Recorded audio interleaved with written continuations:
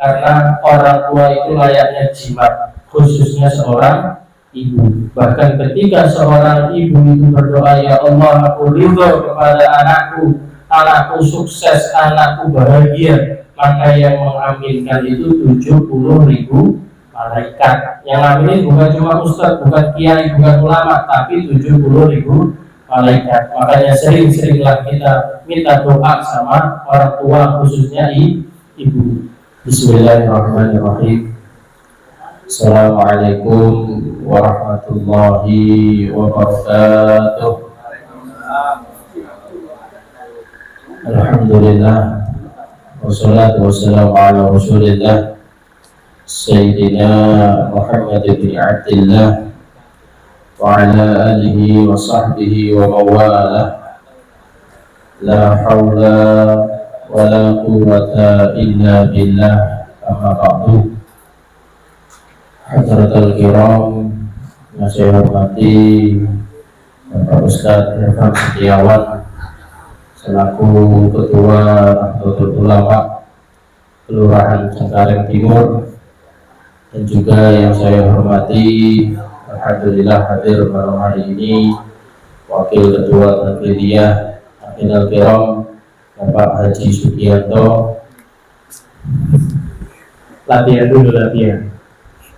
Dan juga Bapak Bendahara, Bapak Samsul, Pak Mu'alim, Bapak Wawan, dan juga yang saya banggakan pengurus remaja-remaji Nahdliyin Kayu Besar yang alhamdulillah hadir malam ini, wakil ketuanya, terus seksi agamanya. Jadi seksi apa ini?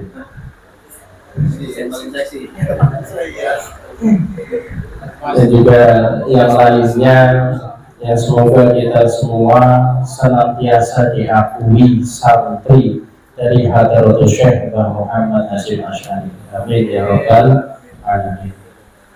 Yang pertama, mari kita panjatkan puja-puji syukur kehadirat Allah karena atas segala karunia nikmat yang Allah berikan, kita masih bisa melangkahkan kaki, mengayunkan tangan, menggerakkan badan, datang ke tempat ini dalam rangka berthalibul ilmi. Karena nikmat Allah itu sangat banyak. Salah satunya adalah sehat wal afiyah.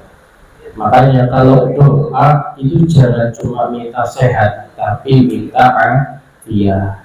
Karena setiap hari sholat minta sama Allah, Allahumma rizukna bisihah wal afiyah. Karena sehat kalau nggak afiyah itu juga kurang baik. Contohnya apa? Apa yang dimaksud sehat wal afiyah? Sehat badannya, afiyat, nambah rajin ibadahnya. Karena betapa banyak orang badannya sehat, tapi bukannya makin rajin, makin dekat ke Allah, tapi malah makin jauh kepada Allah. Nah, afiyat ini hanya diberikan kepada hamba-hamba pilihan Allah. Tandanya Allah sayang sama kita itu semakin hari diri kita akan dijadikan semakin baik, lebih baik daripada hari kemarin. Dan juga tak lupa sholawat ma'asalam semoga selalu tercurah, tersambung, terhubung kepada Nabi kita yang agung, yakni Kanjeng Rasul Nabi Muhammad Sallallahu Alaihi Wasallam, yang semoga kita semua senantiasa mendapatkan keberkahan dari beliau, wabil khusus syafa'atul udmah dari Rasulullah Sallallahu Alaihi Wasallam kelak di yaumil akhir. Karena orang yang memperbanyak sholawat itu sudah pasti bahagia di dunianya, dan juga nanti di akhirat insya Allah akan mendapatkan syafa'atul udmah dari Rasulullah Sallallahu Alaihi Wasallam. Alhamdulillah kita bisa melanjutkan kajian kita, yakni kitab Lubabul Hadis, yang telah sampai pada bab yang ke-30, yakni fi fadilati birrul walidin, yakni menerangkan tentang keutamaan berbakti sama orang tua. Jadi insya Allah kedepannya pengajian mingguan kita ini akan digilir.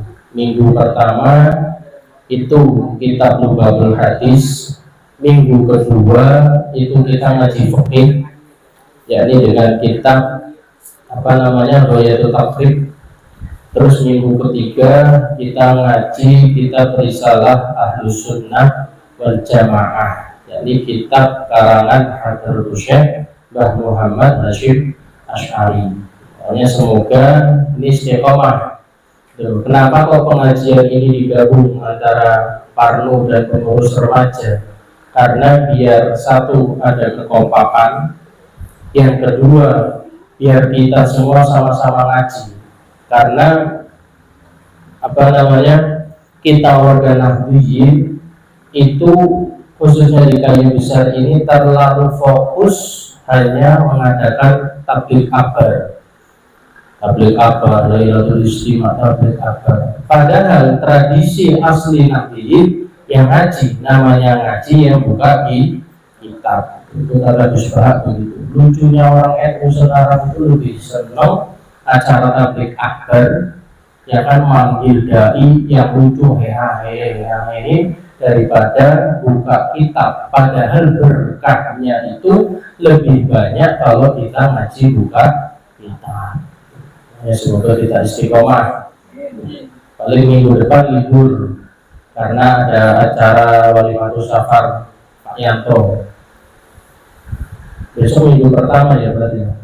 Ya berarti minggu depannya langsung minggu kedua nanti ngaji fikih yang diampu oleh Bapak Ustadz Haji Rahmatullah. Berbicara tentang berbakti sama orang tua, ini keramatnya sungguh luar biasa.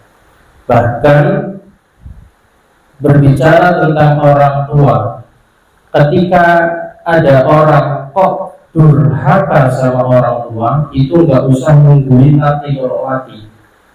Ketika di dunia itu udah dibalas, disiksa oleh Allah Subhanahu wa Ta'ala. Kan rata-rata siksaan yang Allah berikan kalau kita maksiat ke Allah itu nanti ketika kita sudah mati. Tapi khusus al-aqali walidin, yakni durhaka sama orang tua, itu balasannya nanti di dunia. Makanya mungkin kalau kita buka usaha kok bangkrut terus, ya kan, lamar kerja sono sini nggak diterima, sekalinya diterima nggak lama, atau yang udah umur kok nggak nikah. Nah ini coba koreksi gimana hubungan kita kepada kedua orang tua. Bahkan disabdakan oleh baginda Nabi Muhammad Sallallahu Alaihi Wasallam, la yara wajhi salasata anfusin. Ini di syarahnya Lughatul Hadis itu kitab Taqihul Qaul. Jadi kitab itu kan ada dua, ada matan, ada syarah. Nah, syarahnya Lughatul Hadis ini dikarang ulama asli Nusantara. Siapa deh? Kalau tahu saya kasih 10.000. Kitab Taqihul Qaul itu dikarang ulama asli pakai shot, asli Nusantara, yakni Syekh Muhammad Nawawi Ibni Umar Tanara Al-Jawi. Jadi kitab ini jadi kitab Taqihul Qaul ini dikarang ulamanya ulama Indonesia, gurunya para guru Indonesia, yakni Syekh Muhammad Nawawi Banten. Makanya kita harus kenal. Kita orang NU kok nggak kenal dengan karangan-karangan kitab para ulama, ya ini kurang pas. Makanya bukti cinta kita mencintai ulama pribumi ialah bukan bela nasabnya. Kalau kita ngaku kita cinta ulama pribumi, itu mau mengkaji kitab-kitab karangannya. Kemarin masalah nasab pribumi, sono sini, ya kan? Ngakunya cinta ulama Nusantara, tapi diajak ngaji kitabnya Syekh Nawawi, gak makan, gak jalan. Diajak ngaji kitabnya Mbak Hashim kebanyakan alasan. Makanya bukan cinta, karena cinta itu butuh pembuktian. Lagi kitab Tanqihul Qaul karangan Syekh Muhammad Nawawi ini itu diterangkan bahwa Nabi Muhammad bersabda, la yara wajhi salasata anfusin, tidak akan bisa melihat wajahku, yakni Kanjeng Rasul, yang mana 3 golongan. Apa yang pertama? Al-aqali walidain, yakni orang yang durhaka sama orang tua, yang loncong sama orang tuanya. Makanya hati-hati, jangan sampai melukai hati orang tua. Yang kedua, orang yang tidak akan melihat wajah yang mulia baginda Nabi ialah watarika li sunnati, yakni orang-orang yang meninggalkan sunnahku.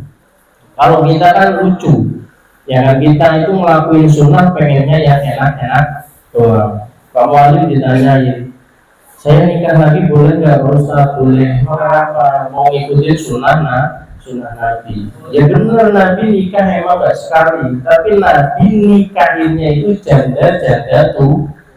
Kalau Pak Wali kan yang dilihat itu bukan janda tua, tapi janda pirang. Nah itu.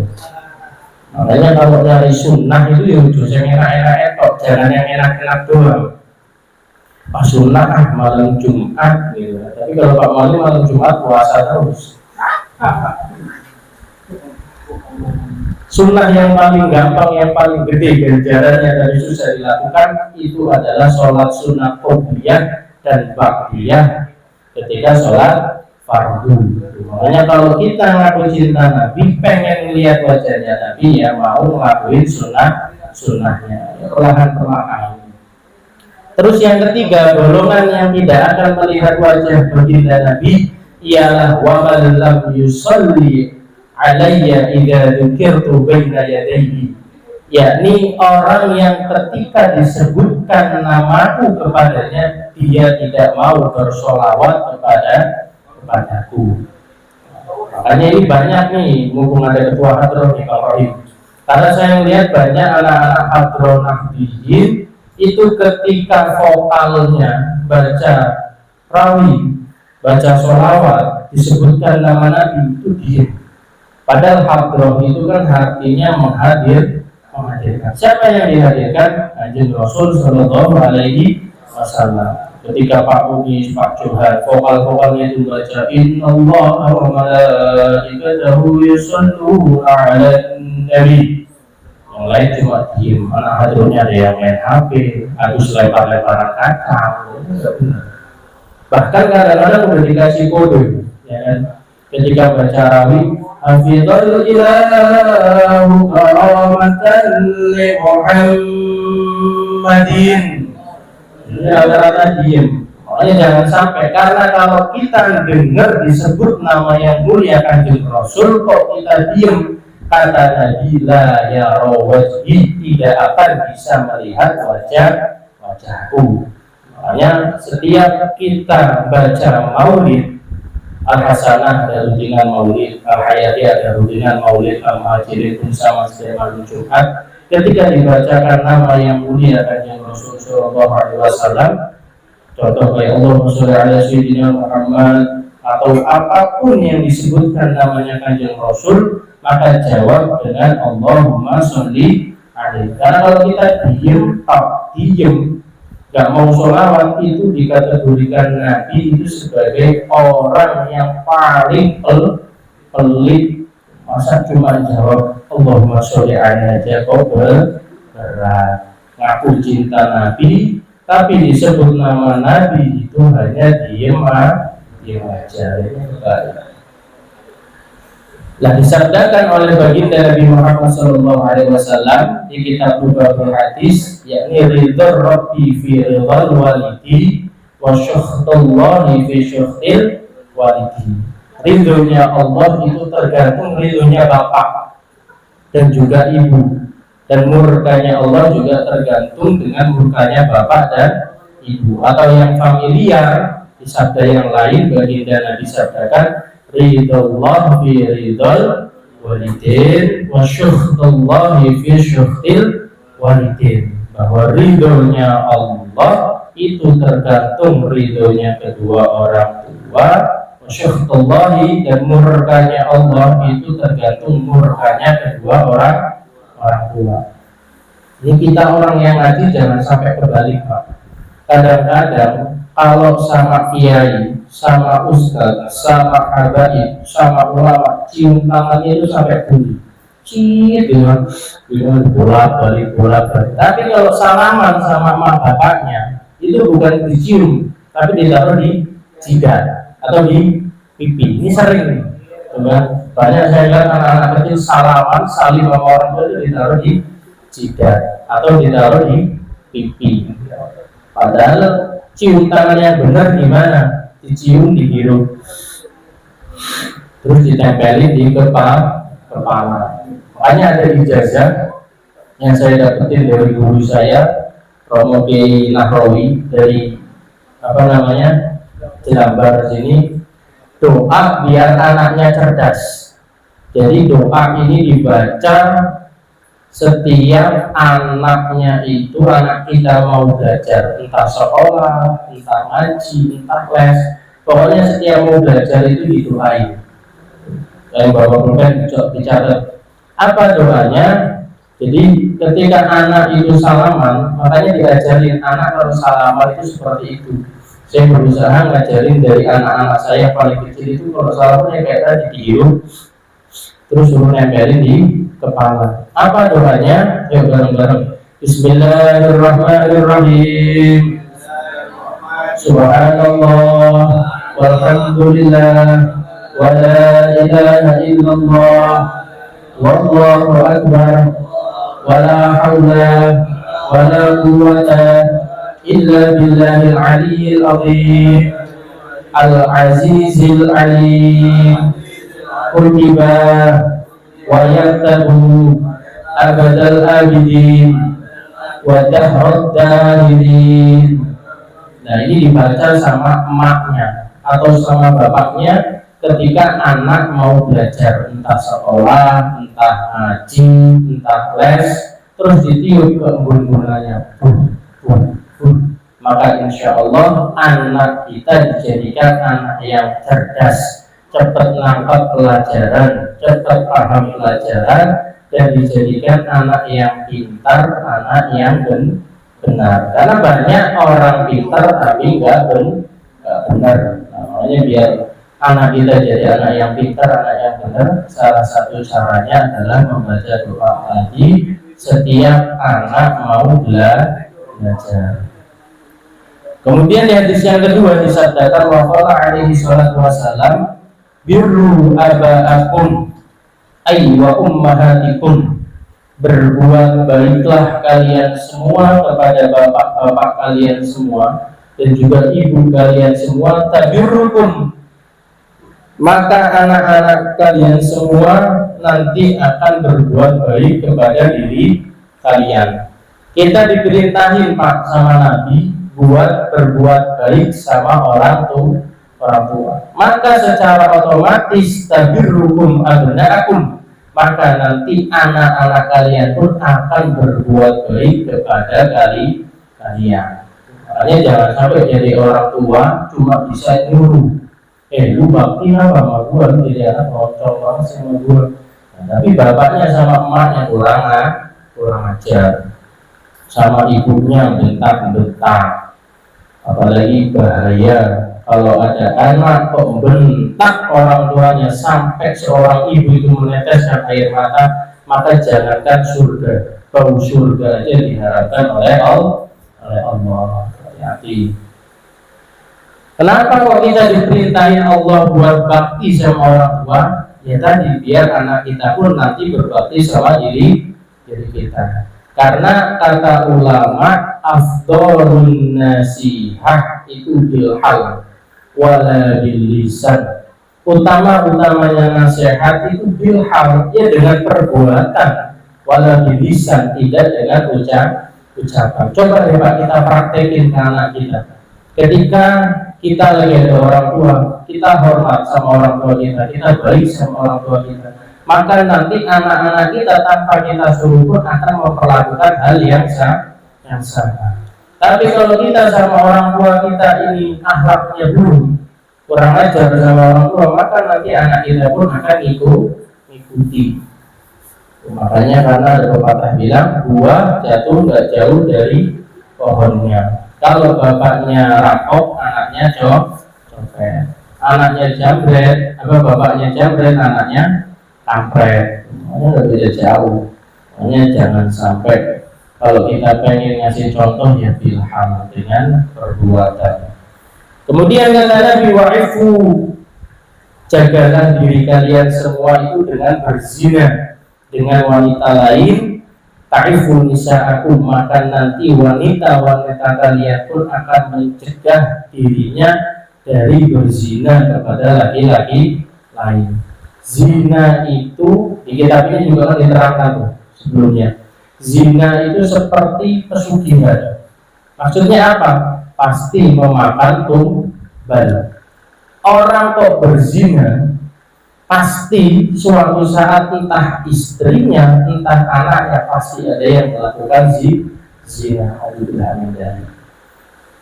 Karena apa? Kenapa kok kita diperintahkan untuk mencegah zina? Ya biar apa? Biar anak kita, istri kita pun dijaga oleh Allah dari berbuat zina. Hati-hati. Hanya jadi kalau sudah siap, gak usah lama-lama dan langsung nikah deh. Nikah itu nikmatnya cuma 1%. 99%-nya itu nikmat banget. Malam-malam capek-capek pulang, ya kan? Ada istri bun, gitu kan. Coba kalau belum nikah, bukan bunda, tapi bun, sabun, gitu. Wah, saudara Muhammad. Hati-hatilah, hati-hati jangan sampai ngelakuin perbuatan zina. Karena orang yang melakukan zina ketika masuk ke dalam kelamin perempuan yang tidak dihalalkan baginya, sholatnya itu ditolak, ibadahnya itu ditolak selama 40 hari 40 malam. Semoga kita semua dijaga oleh Allah dari perbuatan zina. Amin ya rabbal alamin. Lah kenapa kok diperintahkan sampai segitunya sama Allah buat bakti sama orang tua? Bahkan ketika sholat, Nabi itu sabda, idza kunta fi sholati, ketika kalian semua itu ada dalam sholat, pada akan kemudian bapakmu itu manggil kamu, fa'ajibhu, maka wajib bagimu untuk menjawab panggilan tersebut. Sholat itu kita lagi berdialog sama siapa? Sama Allah. Tapi kalau orang tua manggil, maka wajib bagi kita untuk menjawab panggilan tersebut. Ini yang dimaksud di sini adalah aina filatan, yakni sholat sunnah. Misalkan di hari Minggu pagi, ya kan, jam 8 sholat duha, dan ibunya lagi ke pasar deh, terus dompetnya ketinggalan, dipanggil Dedi, itu wajib batalin sholat duhanya, lebih mengutamakan menjawab panggilan orang tua. Karena apa? Sunnah itu nggak ada yang bisa ngalahin hukumnya wajib. Sholat duha itu sunnah, sedangkan kita menjawab panggilan orang tua, memuliakan orang tua itu hukumnya wajib.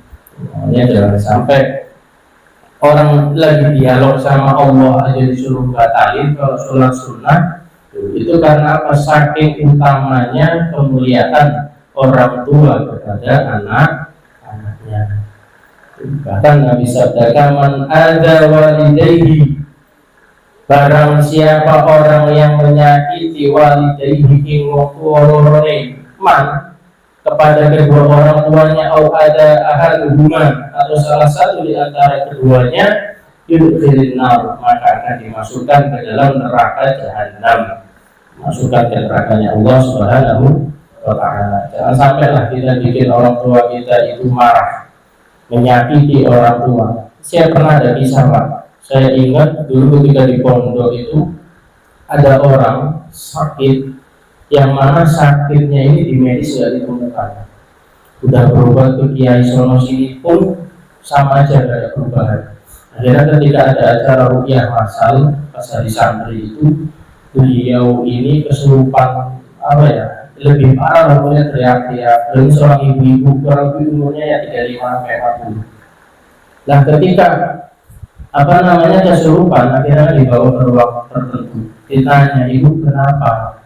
Saya ini ngerasain badan saya kayak tusuk-tusuk, tapi udah dicek secara medis nggak ada penyakitnya.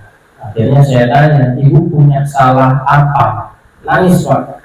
Beliau di situ nangis. Ya Pak Ustadz, saya itu pernah mau nyantet orang tua saya. Jadi orang tuanya itu udah sakit-sakitan, yang mana orang tuanya ini banyak hartanya. Maksudnya kalau mati kan cepat dapat warisan.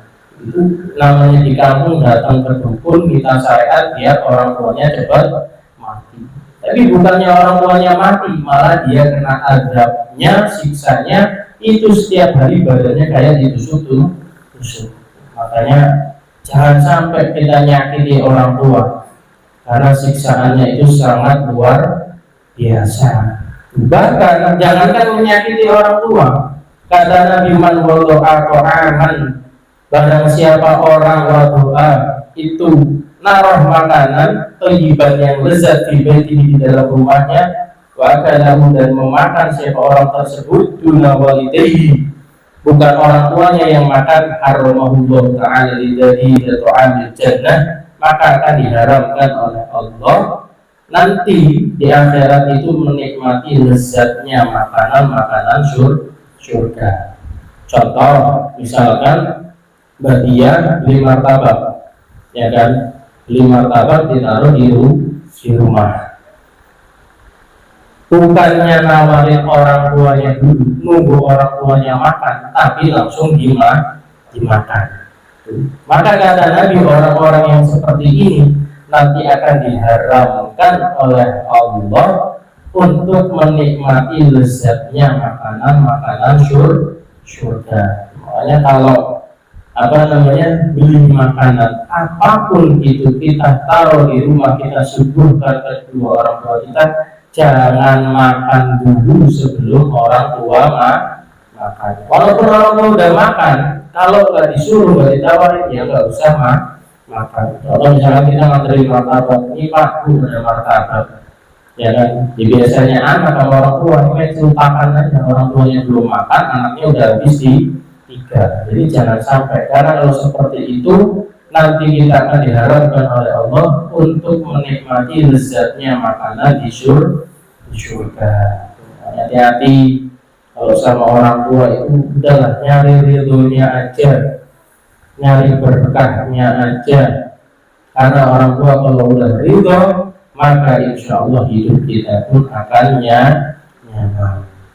Dan yang paling bahaya nih Pak, hadis yang terakhir, Nabi Muhammad bersabda, man bata sab'ana rayyanan matutawi sapane wong bata iku bermalam sopoman sab'ana dengan keadaan kenyang, rayyanan dan juga segar, wa ahadu walidayhi ji'anu, sedangkan di antara kedua orang tuanya itu dalam keadaan lapar, au atsyanun dan juga haus lemas, maka hasyarahullah yaumil qiyamah, maka Allah Subhanahu wa ta'ala akan mengumpulinya nanti di akhirat dengan keadaan lapar, haus, walam yastahillah, dan Allah itu tidak akan malu min adabihi yaumil qiyamati, untuk menyiksanya di hari kiamat. Maksudnya apa? Kita malam tidur nih, dalam keadaan kenyang, dalam keadaan seger, tapi orang tua kita, khususnya yang perantau di kampung, kok bermalam sampai keadaan orang tua kita bermalam itu kelaparan, kehausan, lemes karena gak ada beras buat makan, maka nanti kita di akhirat, di hari kiamat itu akan dijadikan oleh Allah keadaan kita itu lapar, haus, lemes, dan juga Allah nggak malu buat menyiksa kita di hari kiamat. Maksud hadis ini apa? Utamakan sedekah sama orang tua. Ya kan, haji setiap tahun, umroh setiap minggu, setiap ada sumbangan nyumbang, bangun masjid nyumbang, tapi yang orang tuanya lupa. Makanya jangan sampai sedekah yang paling utama adalah kepada orang tua.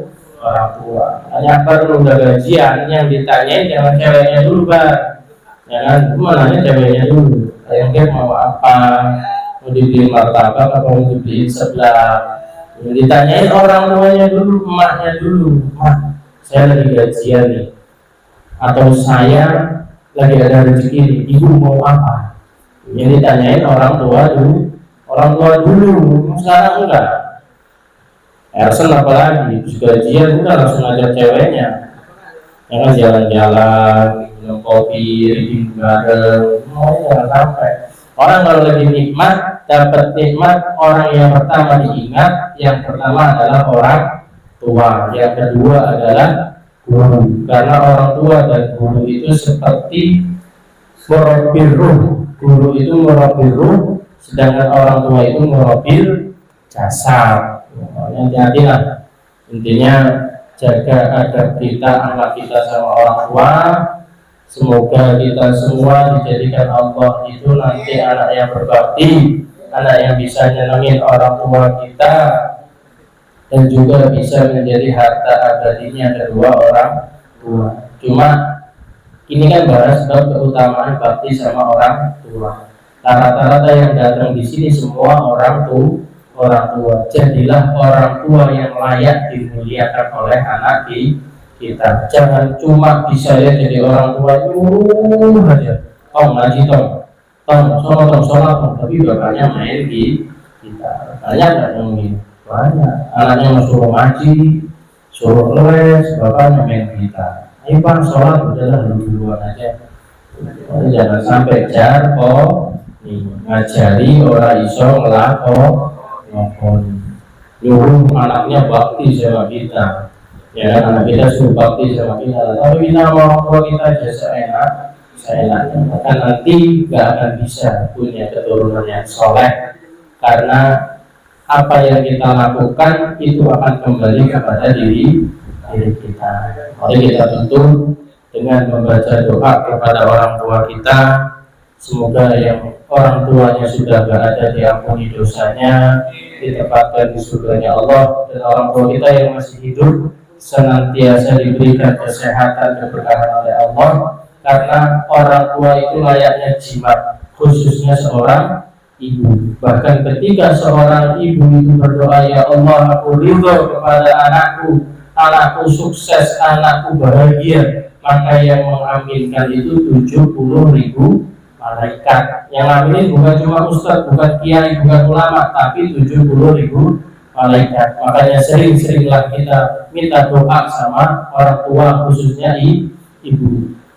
Bahkan ada ijazah dari para kiai itu, kalau hidupnya langsang aja, usaha baku, terus masalah ada aja, coba dah minum air surga. Apa air surga itu?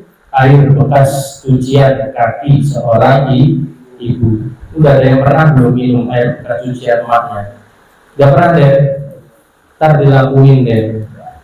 Dia dapat ijazah dari guru saya, salah satu cara biar cepat kabul hajat itu setiap Jumat selama 3 Jumat berturut-turut itu nyuci kaki ibunya terus diminum. Kalau sakit insya Allah sakitnya cepat sembuh, kalau susah rezekinya insya Allah segera dilancarin. Cuma orang tuanya suruh wudhu dulu, jangan wayah hujan pulang dari pasar langsung dicuci diminum, sakit perut deh. Caranya nggak begitu, Pak, wudhu dulu. Ya kan, ketika sudah wudhu, sudah suci, sudah bersih, suruh duduk di kursi, ambil baskom, dibilas, dicuci kakinya, dicium, terus habis itu diminum diminum air bekas cucian ibu kita. Maka insya Allah apapun itu akan diberikan hasil maksud oleh Allah Subhanahu wa taala. Mari kita tutup dengan baca doa orang tua kita. Semoga apa yang kita niatkan dikabul oleh Allah Subhanahu wa taala. Amin ya rabbal alamin. Allahumma ighfir li dhunubi wa li walidayya. Allahumma ighfir li dhunubi wa li walidayya warhamhuma kama rabbayani shaghira warhamhuma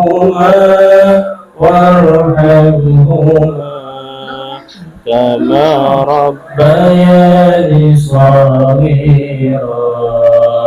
Allahumma ighfir li dhunubi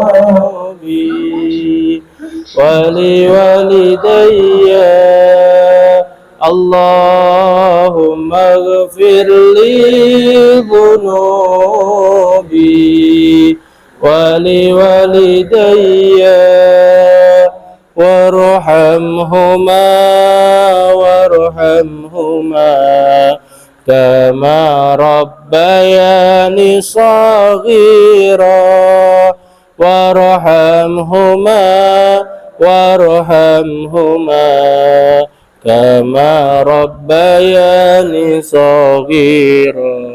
Sekian dari saya. Apabila ada tutur kata yang kurang berkenan mohon maaf. Wallahul muwaffiq ila aqwamit thoriq. Wassalamualaikum warahmatullahi wabarakatuh.